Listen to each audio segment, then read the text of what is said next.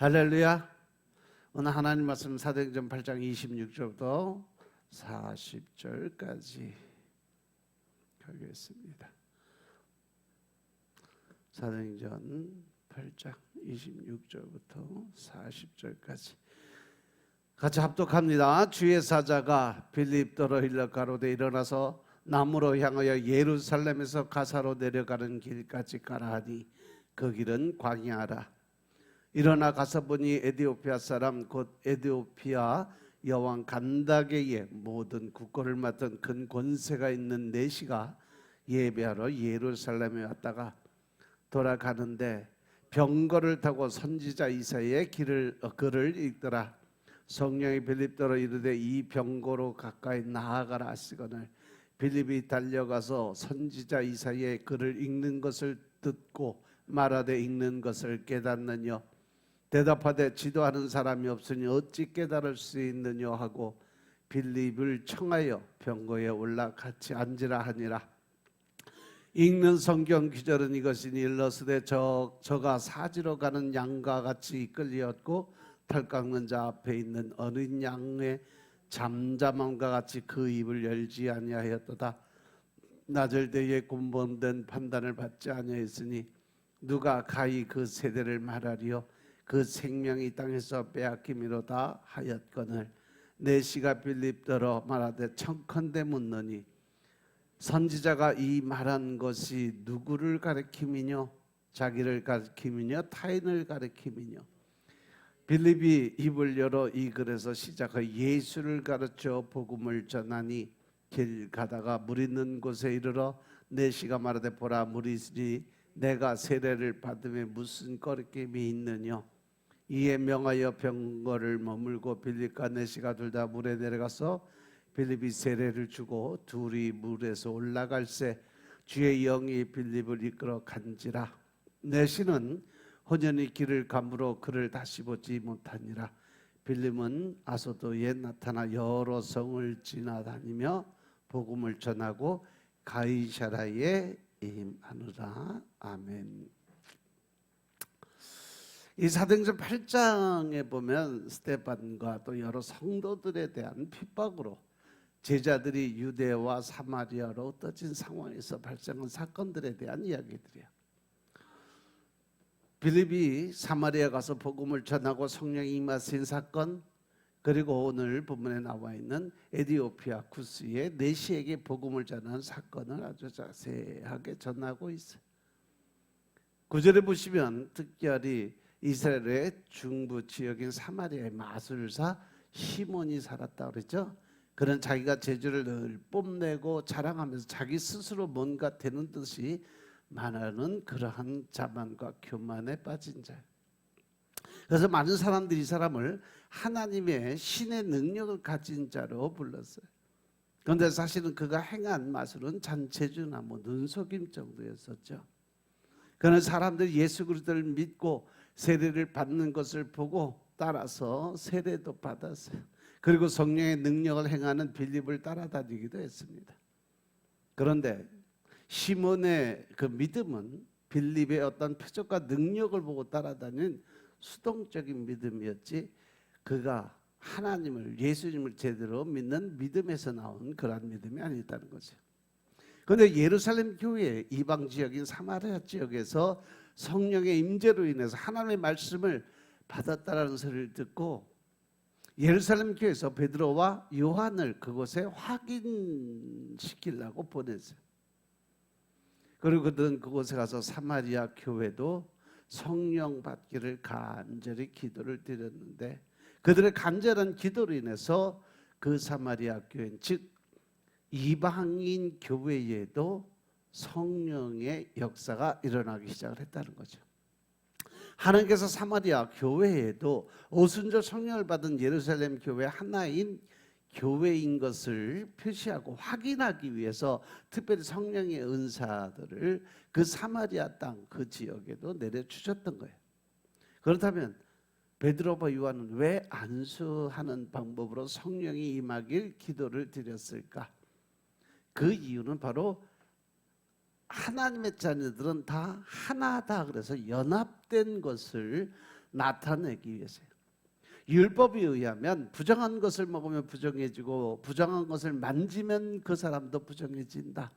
이러한 사실을 후에 자세히 살펴보겠지만 이방인 고넬료를 만나는 베드로의 머리에 아주 각인된 생각이었어요.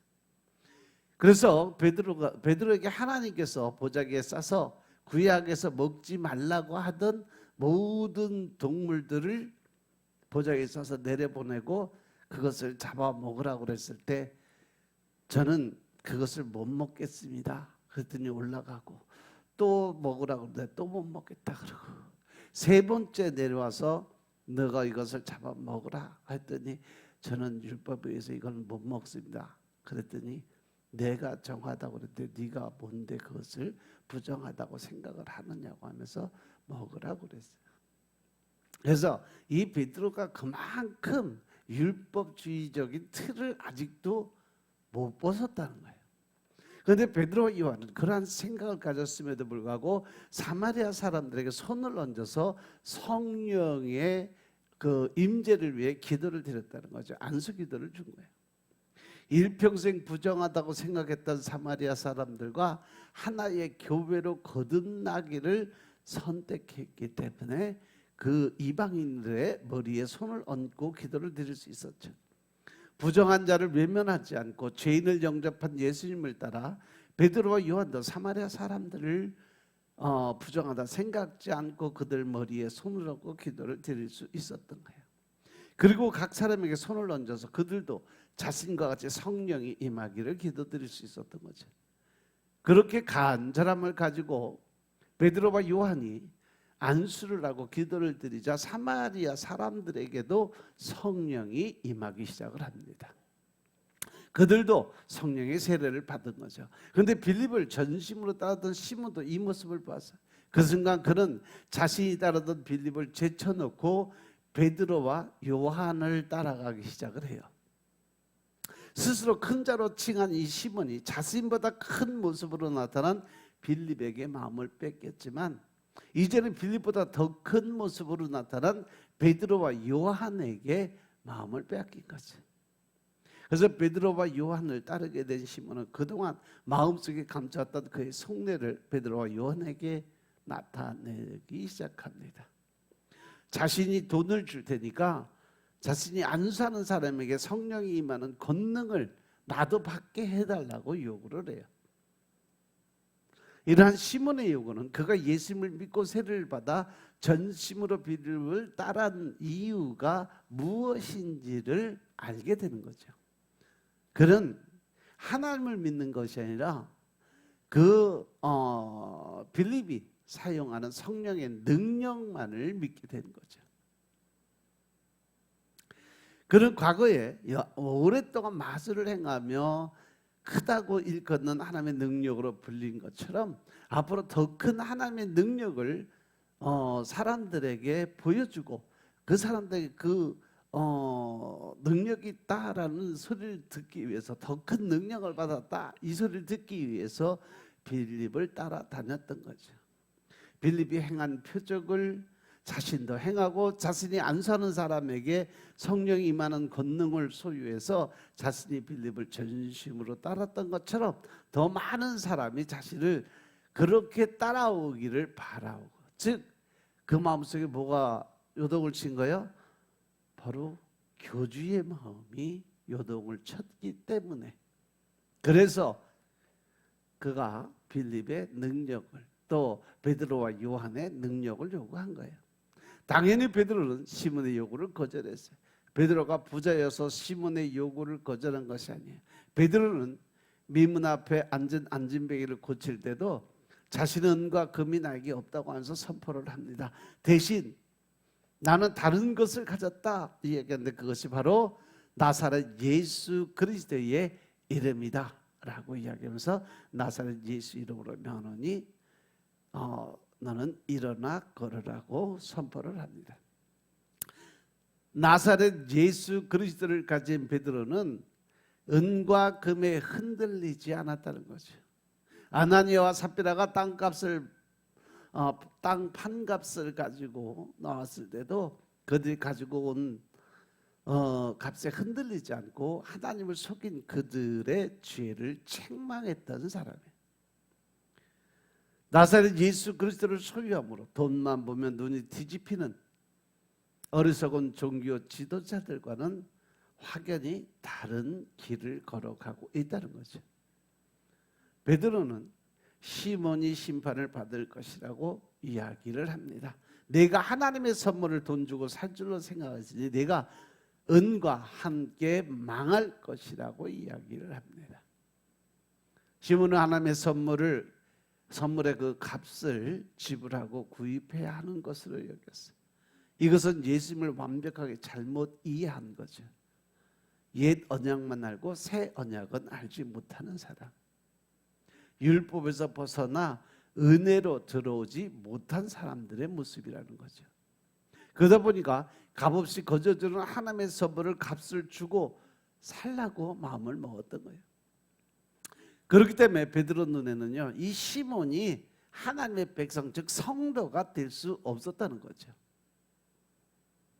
우리들도 보면 하나님의 어떤 일을 하면서 긍정적인 아니면은 또 그 대가 지불을 받기 위해서 그러한 믿음 생활을 한다면 이 시몬과 같은 똑같은 삶이 됐다는 거죠. 예수를 믿는다고 고백도 했고 세례도 받고 그리고 주의종도 열심히 따랐지만 시몬은 교회가 될 수 없는 자였어요. 그래서 베드로는 시몬을 향해서 하나님 앞에서 내 마음을 바르지 못하니까 이 도에는 내가 관계도 없고 분기될 것도 없다라고 이야기를 합니다. 신앙의 시작이고 성도의 도리이고 교회의 근본인 예수 그리스도의 은혜를 모르고 살아오니까 시몬은 성도도 아니고 교회도 아니다라고 이야기를 하는 거예요. 베드로는 시몬이 이러한 죄에 빠진 이유를 알고 있어요. 그 이유는 시몬 안에 악독이 가득하고 불의에 매인 바가 돼 있기 때문에 그래요. 불의에 매였다는 것은 데살로니가 후서 2장 9절부터 12절의 말씀을 보면 이해할 수가 있어요. 데살로니가 후서 2장 9절부터 12절에 뭐라고 되어 있냐면 악한 자의 임함은 사단의 역사를 따라 모든 능력과 표적과 거짓 기적과 또 불의의 모든 속임으로 멸망하는 자들에게 임한다라고 그랬어요. 이것은 저희가 진리의 사랑을 받지 아니하며 구원함을 얻지 못하기 때문이다. 따라서 하나님이 유혹을 저희 가운데 역사하게 해서 거짓 것을 믿게 하는 것은 진리를 믿지 않고 불의를 좋아하는 모든 자로 심판을 받게 한다 그랬어요. 이 데살로니가 후서 2장 9절부터 12절은 악한 자의 나타남이 모든 능력과 표적과 거짓 기적과 불의의 모든 속임으로 멸망하는 자들에게 나타날 것이라고 말씀하십니다. 이때 하나님은 미혹의 역사를 여러 사람에게 보여줘서 진리를 믿지 않고 불의를 좋아하는 자들을 심판하게 될 것이다. 즉 예수님 하나님을 믿는다고 그러고 또 성도라고 생각을 하고 살아가면서 말과 행동이 변하지 않는 사람들, 더 나아가서 하나님을 믿는다고 그러면서 자기 유익을 위해서 자기 이익을 위해서 살아가는 사람들, 그리고 내가 하나님 일을 하면서 그냥 받은 것에 대해서 감사함으로 헌신하고 봉사하는 것이 아니라 그냥 그것에 대해서 내가 이만큼 했으니까 하나님 나한테 이만큼 줘야 돼. 대가 지불을 원하는 그러한 믿음을 가진 사람들. 그러한 사람들에게 하나님은 미혹의 역사를 여러 사람들에게 보여줘 진리를 믿지 않고 불의를 좋아하는 자들을 심판한다라고 말씀하시는 겁니다. 시몬은 진리의 사랑을 받지 아니하였고 진리를 믿지 않았고 불의를 좋아했던 사람이에요. 그래서 시몬은 빌립이 전한 예수님을 외면하고 빌립이 행한 그 모든 표적과 능력만을 바라봤던 사람이에요. 예수님을 믿는다고 세례를 받았지만 예수님을 따르지 않고 빌립만 따라갔던 사람. 안수를 통해 성령이 임하는 것을 보았지만 성령님이 아닌 성령이 임하는 그 능력만을 원했던 사람이었어요. 이 모습은 바로 겉모습은 훌륭한 그리스도인의 모습이었지만 실상은 미혹의 역사에 휘말려서 멸망에 이르는 사람들의 모습인 것임을 깨달으시기 바랍니다. 그렇게 자신의 정체를 들킨 시몬은 다급해졌어. 그러니까 시몬이 베드로에게 나를 위하여서 주께 기도해서 지금 당신이 말한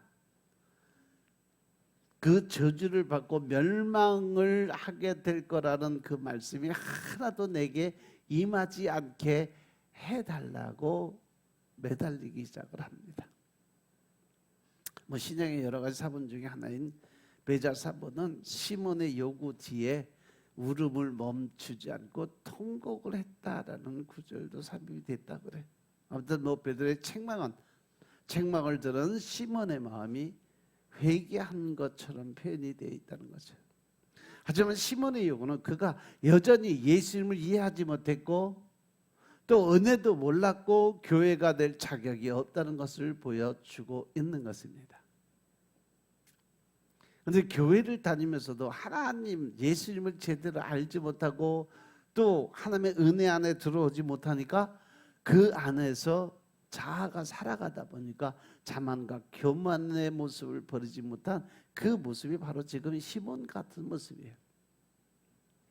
이것은 베드로전서 2장 9절을 통해서 확인할 수 있는데 베드로전서 2장 9절은요 하나님께서 우리를 택하신 족속이고 왕 같은 제사장이고 거룩한 나라고 그의 소유가 된 백성으로 불러줬다고 말씀하시는데 여기서 왕 같은 제사장이라는 것은 모든 사람이 예수님을 의지하고 하나님께 나아갈 수 있는 길이 열려 있다라는 거예요. 예수님이 이 땅에 오시기 전에 구약의 율법에 보면 제사장을 통해서만 하나님께 나아갈 수 있고 또 죄의 회개가 이루어질 수 있고 죄사함을 받을 수 있었어요. 하지만 이제는 예수님의 보혈을 의지하고 믿음으로 나아가면 누구나 하나님 앞에 설 수 있게 되었다는 사실 명심하시기 바랍니다. 그런데 시몬은 예수님을 믿고 세례도 받았지만 여전히 다른 누군가를 의지해서 하나님 앞에 서려고 했다는 거죠. 빌립보다 더 큰 자로 여겨지는 베드로와 요한이 기도하면 자신을 영원한 심판에서 건져낼 것이라고 생각을 했어요. 그래서 베드로에게 매달린 거예요. 이러한 시몬의 모습은 막힌 담을 허신 예수님을 깨닫지 못한 모습이고 허다한 죄를 덮어주는 은혜를 깨닫지 못한 모습이고 교회가 누리는 자녀의 권세를 행하지 못한 그런 모습입니다. 끝까지 시몬은 예수님을 깨닫지 못했고 은혜를 알지 못했고 교회다운 결정을 내리지 못한 것입니다. 이처럼 나는 신이다의 이 주인공들처럼 이 땅에서 크다 일컫는 하나님의 능력으로 불리길 원했던 시몬은 처음부터 끝까지 교회로 부름을 받은 성도가 아니었다는 거예요. 스스로 예수님을 믿는 줄 알았고 또 세례를 받았고 전심으로 빌립을 따랐지만 그는 경건의 모양이 있을 뿐 경건의 능력을 부인하는 자리에 서 있다는 거죠. 스스로 많은 것을 내려놓은 줄 알았지만 마음 깊은 곳에 더 많은 것을 욕심을 쌓아놓고 살았던 사람이에요. 그런데 이러한 모습은 우리 주변에서 아주 쉽게 발견되는 모습이 아니냐는 거죠. 스스로 모태 신앙이라고 말하고 나이만큼 예수님을 믿었다고 자부하면서 세례뿐 아니라 직분도 받고 봉사도 하고 또 선교도 열심히 했지만 정작 알아야 될 예수님은 모르고 은혜를 베풀지 못하고 온유와 겸손으로 무장도 되지 않고 성도의 삶을 살지 않는 사람들이 바로 그런 사람이라는 거죠. 자의로 교회를 나왔지만 표적과 능력에만 마음을 두고 표적과 능력이 가리키는 예수님은 외면을 합니다. 돈을 주고 직분을 사는 것은 문제라고 말하면서 자기가 어떤 헌금이나 물질이나 어떤 뭐 봉사나 이러한 것을 하고 그것 대가지불로 기도 응답을 요구하는 그러한 생각을 가진 사람들, 앞날을 내다보고 병을 고치고 문제를 해결하는 사람에게는 엎드리고 사망에서 생명으로 인도하는 예수님 안에 살아가는 주의 종들은 무시하고 살아가는 사람들,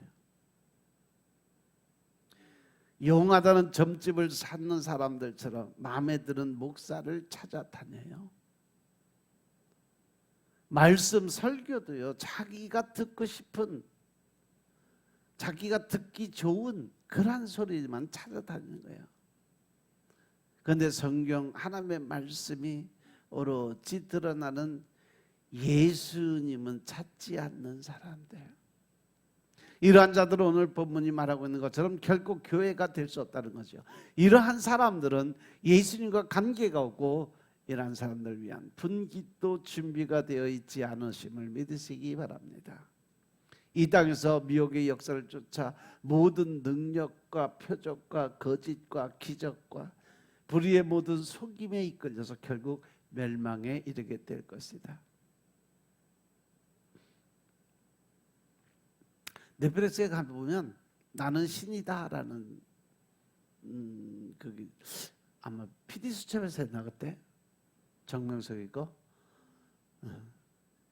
그 정명석이에 관한 걸 아주 디테일하게 1, 2, 3부로 해서 해놨어요. 이단들이 참 빠지면 저 정도가 되는구나. 시간 남아 한번 보세요. 그것도 괜찮아요. 예수님 앞에 선 빌립은 많은 표적과 능력을 행했지만 스스로를 높이지 않고 오직 복음만을 전했던 사람. 예수님 앞에 선 베드로와 요한도 돈으로 하나님의 선물을 팔지 않고 오직 성령이 임하기를 기도를 드렸다. 하나님을 믿고 예수님을 믿는 사람들은 바로 이러한 사람들이 반드시 필요하다는 거죠. 예수님을 배우고 예수님을 깨닫고 예수님을 누림으로 스스로 크다 일컫는 하나님의 능력이 되기를 거부할 수 있는 사람들, 교회로 부름받은 성도에게 크다고 일컫는 하나님의 능력은 우리를 죄에서 구원하신 예수님께 있기 때문인 것임을 믿으시기 바랍니다. 이제 말씀 정리합니다. 이 땅에 오신 예수님은 건강한 자에게 의사가 쓸데없고 병든 자에게라야 의원이 쓸데가 있다라고 말씀하신 후에 자신은 의인을 부르러 온 것이 아니라 죄인을 불러서 회개시키러 왔다고 말씀하셨어요. 따라서 교회는요, 잘나고 똑똑한 사람들이 찾아오는 것 아니에요. 아프고 힘들고 병들고 어려운 사람들이 찾아오는 곳이 교회 맞아요. 그러니까 우리는 먼저 하나님을 만나고 예수님을 만났으니까 예수님이 나를 그렇게 붙잡아주고 품어주고 사랑해주신 것처럼 우리도 그들을 먼저 품어주고 사랑해주고 매일 고백드리는 것처럼 이해하고 용서하고 사랑할 수 있는 그런 삶을 살아야 될 줄로 믿으시기 바랍니다. 아파서 아프다고 아글박을 쓰고 있는데 저 미친 것도 지랄하고 있네. 손가락질하지 말고.